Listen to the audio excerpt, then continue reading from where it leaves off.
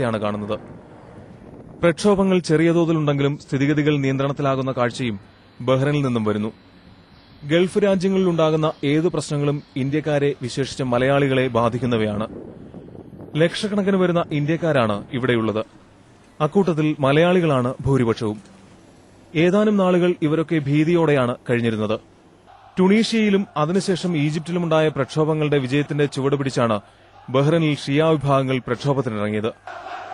സുന്നി ഭരണ പ്രദേശമായ ബഹ്റൈൻ ഷിയ ഭൂരിപക്ഷ പ്രദേശമാണ്. ഇരു വിഭാഗങ്ങൾക്കിടയിൽ ഇടയ്ക്കിടെ അസ്വാരസ്യങ്ങൾ ഉണ്ടാകാറുണ്ടെങ്കിലും ഇത്രയും വലിയ ഒരു പ്രതിഷേധവുമായി ഷിയ വിഭാഗം രംഗത്ത് വരുന്നത് ആദ്യമായാണ്. മനാമയിലെ പേൾ റൌണ്ട് അബൌട്ടാണ് പ്രക്ഷോഭകാരികൾ തമ്പടിക്കാനായി തെരഞ്ഞെടുത്തത്. ഈജിപ്തിലെ തഹ്രീർ സ്ക്വയറിന്റെ മാതൃകയിൽ ഇവിടെ സമരങ്ങൾ അരങ്ങേറി. പ്രക്ഷോഭകാരികളുടെ അക്രമം പലപ്പോഴും അതിരുവിട്ടു. ചിലപ്പോഴൊക്കെ ആക്രമണം വിദേശികൾക്ക് നേരെയും തിരിഞ്ഞു. ഒരു പാകിസ്ഥാൻ സ്വദേശി ആക്രമണത്തിൽ കൊല്ലപ്പെടുകയും ചെയ്തു. ഇതേ തുടർന്ന് പ്രക്ഷോഭകാരികൾക്കെതിരെ ചിലയിടത്തെങ്കിലും പാകിസ്ഥാനികളും ബംഗ്ലാദേശ് പൌരന്മാരും സംഘടിച്ചു. ഇന്ത്യക്കാർ അനാവശ്യമായി പുറത്തുപോകരുതെന്നും സംഘർഷബാധിത മേഖലകളിൽ പോകരുതെന്നും എംബസി കർശനമായി നിർദ്ദേശിച്ചിട്ടുണ്ട്. കടകളും കച്ചവട സ്ഥാപനങ്ങളും ദിവസങ്ങളോളം അടഞ്ഞുകിടന്നു. ആളുകൾ സാധനങ്ങൾ ധാരാളമായി വാങ്ങി കരുതിവെക്കാൻ തുടങ്ങി. അതിനാൽ തന്നെ മിക്ക കടകളിലും സാധനങ്ങളും കുറവായിരുന്നു. പ്രക്ഷോഭം നിയന്ത്രണാതീതമായതോടെ മറ്റ് GCC രാജ്യങ്ങളുടെ സഹായം തേടാൻ ബഹ്റൈൻ തീരുമാനിച്ചു. ഇതേ തുടർന്ന് സൌദി അറേബ്യയിൽ നിന്നും UAEയിൽ നിന്നും സൈനികരും അവിടെ എത്തി. ബഹ്റൈനിലെ സ്ഥിതിഗതികൾ നിയന്ത്രണത്തിലാക്കാനായി അടിയന്തരാവസ്ഥ പ്രഖ്യാപിച്ചു. രാജ്യത്തിന്റെ സുരക്ഷാ ചുമതലയും പ്രക്ഷോഭം അടിച്ചമർത്താനുള്ള ഉത്തരവാദിത്വവും സായുധസേനാ മേധാവിക്ക് നൽകുന്നതായി രാജാവ് പ്രഖ്യാപിക്കുകയും ചെയ്തു. ഇതോടെ രംഗം ശാന്തമാകാൻ തുടങ്ങി. പിന്നീടുള്ള നീക്കം പേൾ റൌണ്ട് അബൌട്ടിൽ നിന്നും പ്രക്ഷോഭകാരികളെ നീക്കം ചെയ്യുക എന്നതായിരുന്നു. ഇത് വലിയ പ്രയാസം കൂടാതെ സാധിച്ചു. അവിടെ കെട്ടിപ്പൊക്കിയിരുന്ന തമ്പുകൾ പൂർണ്ണമായും സേന പൊളിച്ചുമാറ്റി. മനാമ ഹൈവേക്കടുത്ത് കർഫ്യൂവും ഏർപ്പെടുത്തി. വൈകിട്ട് 4 മണി മുതൽ രാവിലെ 4 മണി വരെയായിരുന്നു കർഫ്യൂ പ്രഖ്യാപിച്ചത്. സൈഫ് ഫ്ളൈ ഓവർ മുതൽ ഷെയ്ഖ് ഈസ ബിൻ സൽമാൻ പാലത്തിനടുത്തുള്ള ട്രാഫിക് സിഗ്നൽ വരെയുള്ള ദൂരത്തിലായിരുന്നു കർഫ്യൂ. പ്രതിപക്ഷത്തുള്ള 6 നേതാക്കളെ അറസ്റ്റ് ചെയ്യുക കൂടി ചെയ്തതോടെ പ്രക്ഷോഭത്തിന്റെ ശക്തി കുറഞ്ഞു. പോലീസുകാരും സാധാരണക്കാരും പ്രക്ഷോഭത്തിൽ കൊല്ലപ്പെട്ടിരുന്നു.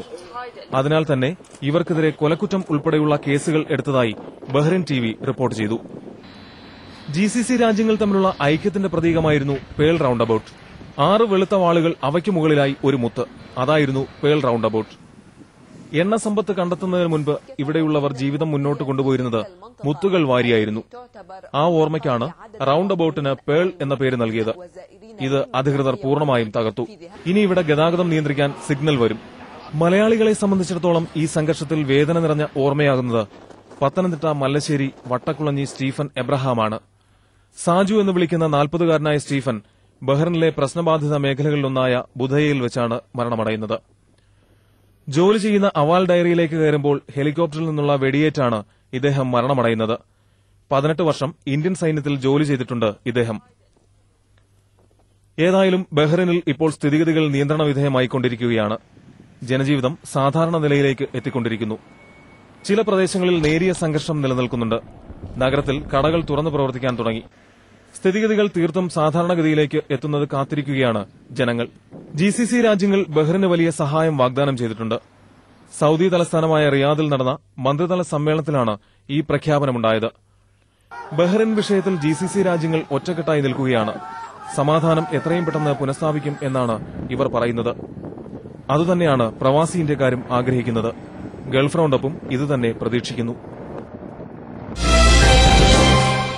ഏറ്റവും കുറഞ്ഞ നിരക്കിൽ നാട്ടിലേക്ക് പോകാൻ